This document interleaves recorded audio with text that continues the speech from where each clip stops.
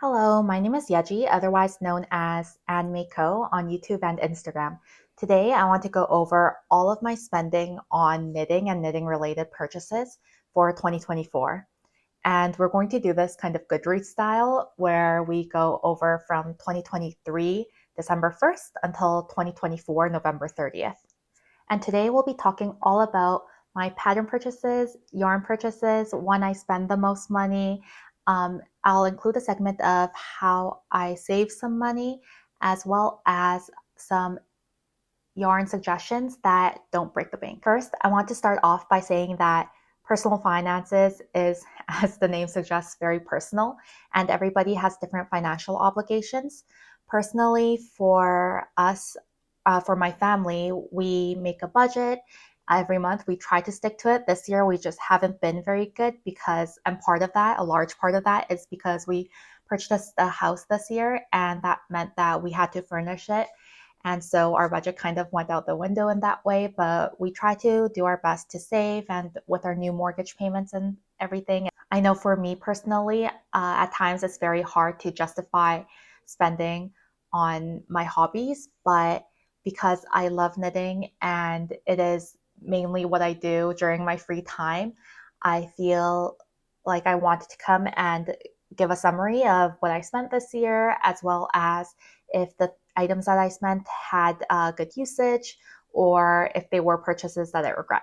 Before I became a stay-at-home mom, my job was in digital marketing as an analyst, and I love making charts and graphs, so maybe you'll see some pop up here, and I hope that it makes it a little entertaining and less it might seem like work, but I hope that the stats are also as interesting to you as they are to me. It wasn't until 2019 when my manager introduced me to Ravelry that I discovered that you could purchase patterns. So that's when I started purchasing patterns. And when I first started knitting, I also thought that patterns were so expensive, which I know they are not for, the time that the designer puts to create the pattern, to grade it and everything. But as a beginner knitter, everything in this knitting world was just so expensive. So when I first started, I really tried to stick to the free patterns, or if I knew that I could knit a pattern multiple times, then I would buy one pattern and knit that one pattern multiple times. Hence, my Many Masoni Accomplished, which is a free pattern by ANdmadeco, as well as my 4 versions of my Cumulus blouse, and I also made now 4 versions of the Soldotna crop. And so things like that, I try to save where I could. Even now, I try to buy patterns that I know I will use. And when designers come out with really great patterns and I really want to knit it, I first put it in my favorites and into a want to make bundle. And when I get to knitting it, or when I start making plans, concrete plans for it with specific yarns, that's when I will purchase the pattern. All in all, I spent around $180 for 37 patterns this year, and that is including tests as well as test codes. So for test patterns, I received a pattern for free for completing the test, but for the test codes, I also receive a complimentary code where sometimes it will give a discount on a pattern, and other times it will I can acquire a pattern for free from the designer. So if you are looking into more economical ways of acquiring patterns, then test knitting is something that you can also look into if that is something that you have the desire and the time to do. Of the 37 patterns, I used 30 of them, which is around 80%, and I still have 7 yet to use. So all in all, I think I did pretty well in the pattern buying and usage department. And all of the 7 patterns that I have yet to use were on sale. So I try not to purchase just because something is on sale. I only try to purchase it if I know I will really use it, but I cannot resist a good sale. So of the 7 patterns I have yet to knit, some examples are the In Sweater by November Knits. She was having a sale, and so her birthday sale, so I went for it because that's a pattern I know I want to knit, but that'll probably come next year. As well as the book club cardigan from Sari Nordland, which I really had plans to knit this year, but because of the yardage count, and a lot of people said that the yardage in the pattern is less than what you actually need. So I was hesitant to do so, and hopefully that's a cardigan pattern that I can get to in the future, as well as some miscellaneous patterns for accessories. And these were all acquired on sale or through a discount code from the designer, and I really have plans to knit them. I just haven't had the opportunity to do so yet. So looking through the patterns I have purchased this year, the most expensive pattern for me was Woodland Stockings, the normal and the big animals, the new version by Allison Lutz. But that's a purchase I definitely don't regret because I have completed some stockings out of it and I love how they look. And I know that this is a pattern that I could refer back to create more in the future. So most of the patterns that I have for garments are around $6 to the $7.50 range. And the more expensive patterns skew at around $9 because at USD, because that's where I live. And I think my most expensive pattern, other than the woodland stockings, are the Weekender Crew by Andrea Mowry, as well as Bumpy by Maxim Sear. And those are all patterns that I knit this year, so I really don't have any regrets. Because I used up so many of the patterns I have and the ones I haven't used yet, I got on sale. I really can't say that I regret any of my purchases for these patterns. Some of the patterns that I made more than once this year are the Musselburgh by Isolde Teague, as well as Oslo Hat by Petite Knit, were all patterns I bought this year that I've made more than one version of. And also the Harlow V-neck by Kadri. That one I made one almost right after another because I just love the pattern so much. We'll now move on to all of the purchases I made this year that are related to knitting but are not patterns. So this includes yarn being my biggest spend, as well as other books, hard copies of books, and needles, notions, bags, event tickets, these types of things. So all in all, I spent around $2,220, and this includes everything that I personally bought with my card, my money, but it does not include anything I received as a gift. So for this year, my husband bought me yarn on multiple occasions, and also my family. I have two sisters, and they also at times have bought me yarn as well.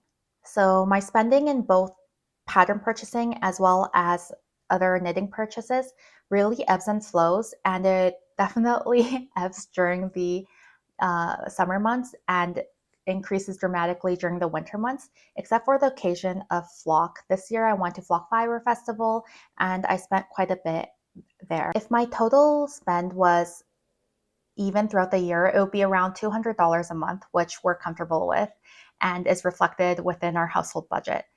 This year, I didn't expect to spend so much at Flock, as well as I made a lot of purchases in November during the Black Friday and Small Business Saturday sales.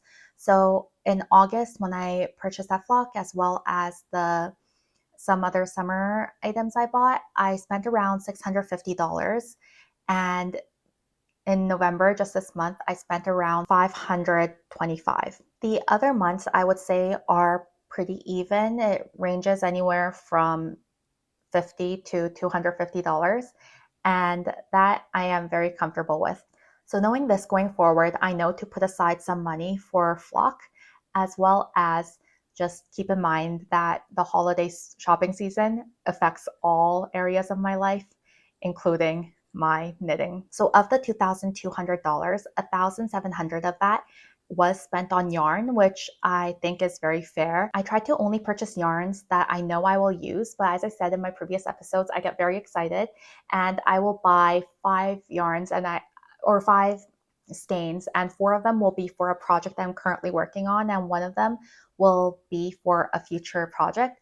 And I end up having another purchase before I'm able to get to that one other skein. So what I like to personally do for yarn purchases is take a picture of my purchase and then check off what I have used after every project. So I put this picture usually in my favorites album, and I will just check it off with the marker and just keep a rough idea in my head of what I had purchased and what I have not used. For a specific example, I made a $250 purchase on Little Knits in January of 2024, And so for that, I laid it all out. I bought a lot of project quantities, and I think I only really have one project quantity left of that. And it was really satisfying throughout the year to just check off the ones that I have used. Not all of my purchases were as successful. I made a purchase from La Mercerie in June, and I think that came out to around $170 for a lot of 3 project quantities of summer yarns that I wanted to get through, but my knitting mojo had died down, so I only used one of the project quantities, and the 2 are still sitting in my collection, and I really want to get to it, and I know I will, but again, it is the whole timing as well as just what the weather dictates. And I really don't want to be working on summer projects right now when we're approaching winter, when we're so close to winter and we're in that holiday season. So that is something that is in the back of my head, but also will have to just wait. My second category is other, and that is the next largest category that I spent on. And I spent around $230. That includes needles as well as notions. I think I bought citric acid once, and I also bought some buttons. So it includes everything that is not yarn, books, or bag. The 3 books I bought this year are the Softly Timeless by Sari Nordland, as well as the Doodle Knit Directory by Jamie Lomax, and Gnomes of Grimblewood by Sarah Shira. So I did not do a ton of book purchasing. Books that I know I want to buy are some sock project books. And so I'm thinking maybe the Charlotte Stone one or the Summer Lee one. But of course, those are just on my wish list. And when I have concrete plans to make socks from those books, that's when I want to buy them.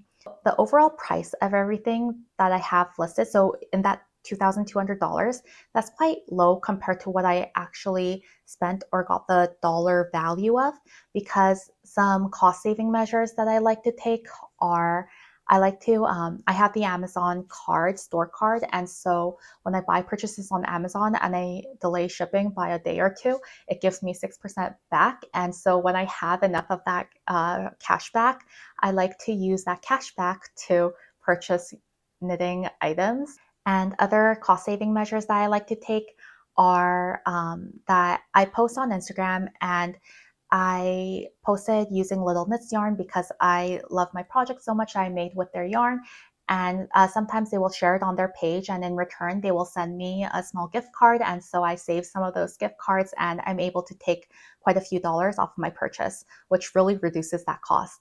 And also, I sample knit for Emily from the Tea Cozy. So if you're at the Tea Cozy yarn shops, then maybe you'll see some of my samples. And so that also reduces my cost because I receive a store gift card for that work that I did. And so I am able to save costs that way. My spend by store type is very arbitrary because some of them are they're not mutually exclusive in any way. My biggest spend this year was at Little Knits, and that's because I made a few large purchases because they had really great deals and I can't escape a good sale. And so a lot of the purchases I also made for in terms of indie and that indie category are also from November, when I really when I really want to try just one yarn from a specific dyer. I bought, I think, from 6 or 7 different dyers this time, and I feel like I'm the worst because I only buy one skein. They probably lose money in shipping, and with that discount, I think it was a good way to try yarn at a discounted price. But of course, that all adds up. That indie dyer category is number 4, and those are all purchases I made from specific stores. Flock, being the event that it was, is my second largest purchase, and I'm really happy that I made the purchases at Flock. Of course, I took another picture of that, and I think I only have the Botanical Yarn sock set as well as the Sonder Yarn Co. Fleece and Flax that I need to use. And for the fleece and flax, I want to use that with the one skein of Spin Cycle I have yet to use as well. And I think I know what I want to do with it, but that again is a seasonal knit. I think that will be a spring or a summer knit. So my third category is LYS, which includes, La Mercerie as well as Tea Cozy, and I think some various other local yarn stores that I've made maybe 1 or 2 purchases at. And all of the purchases I made with the gift card that was gifted to me, of course, I put as $0 because that was not my personal money from my bank account that was going into the store. Big box stores include Lovecrafts as well as Joann and Michaels. And I made a purchase at Lovecraft last year with all the Regia yarn that I've been using, the sock yarn, because I was really getting into making socks, as well as I wanted to make some ornaments that I just didn't get around to doing this year. And at Joann and Michaels, I didn't buy that much yarn, but instead I bought a lot of yarn adjacent items, such as, the nylon mesh, polyfill, and things of that nature. And other large stores such as Pearl Soho and Knit Picks, I just put in their own category. As you know, I do enjoy using both Knit Picks as well as Pearl Soho yarns. I feel like they are quite great in quality, and the price point you really cannot beat. The farmers market category just refers to Happy Gnome Farm, which is at my local farmers market, which is really nice. And I was so happy to be able to find somebody who was so local to me in terms of where her sheep are grown, as well as where it's milled and spun and everything related to that yarn. So going down by store type, things like Knit Picks, Pearl Soho, I just put in their own category because they are such big stores. And I am trying to buy more smaller businesses, but at the same time, I do have a budget, and so it is all about balancing the budget. I really do enjoy some of the Knit Picks yarns that I have, and as you know, I've made a lot of projects with Wool of the Andes palette, and I really enjoy it. I know that I have some already in my collection, and so I really want to branch out in this coming year in 2025 and purchase yarn that I know I will use, and only yarn that I know I will use, and not just because they're having a really good sale. Of all the purchases I made this year that are knitting related, I don't think I have any large regrets. I do enjoy a lot of the yarn. I am happy with the yarn that I did buy, and it's only a matter of having the regret of not having enough time to create with this yarn before something else catches my eye. And I think that's my biggest takeaway going away from this, is that I want to purchase only just like I purchase my patterns just before I make the project, I want to purchase the yarn knowing that I have a project for it. In 2025, as I alluded to before, I want to focus on making more single skein projects as well. I feel like I'm buying some single skeins now, and I have some in my stash already, and I want to make more beanies as well as some more accessories and find really great ways to use the yarn that I have. I guess a negative quirk that I have is that I don't like to combine yarn from different brands. So I like to only combine yarn that I get together. So if I buy something from, say, the Tea Cozy, then I want to and it's Sandisgarn, then I don't mind combining different types of Sandisgarn yarn, but I don't want to combine Sandisgarn with Knit Picks if I can help it. And that's something that I just have to overcome. When I buy yarn, I place it in a category in my head. And so when I make projects with it, I want to have some uniformity. I don't know if that makes sense. Overall, I think that 2024, I did okay in my purchases, and I was able to use a good chunk of what I bought, which I'm very happy about. Going forward in 2025, I know that I'll probably be spending more in my knitting hobby. And that's because I want to try more indie dyers, as well as I want to support very small businesses if I can. Currently in my stage of life, I don't really have any other hobbies other than knitting, and I am at home most of the day with the children, and so this is my main outlet, my main creative outlet, as well as instead of buying work clothes because I go into work, I buy more yarn. I also wanted to include a summarized segment of the ways I save money when buying or getting into knitting. And I know that knitting, when I first started, I thought that spending $30 on a pair to make a pair of socks was crazy. I thought that was so much money, and it still is a lot of money, and it really depends on your budget as well as your enjoyment that you get out of something. And there are so many factors, as I said, within your personal finances, but I wanted to just include some tips. And so first we talked about test knitting, and that's something that you need to have time to do, and you don't need to use the sample yarn that the designer uses for most of the times. You can use the yarn that you already have in your collection, or if you do decide to buy yarn, you can choose to buy yarn at discounted prices and shop around for the yarn that would fit the pattern. Another tactic that has saved me the most money is sample knitting. And I am so lucky in that I'm able to sample knit. And that's when a store or a person will send you, they send all of the yarn, they send the pattern, and you knit it up, you send it back to them, you send all of the yarn back as well. But in exchange, you get paid for the amount of yardage you used usually. And so in that way, I was able to save a lot of money. So I'm very grateful for that option.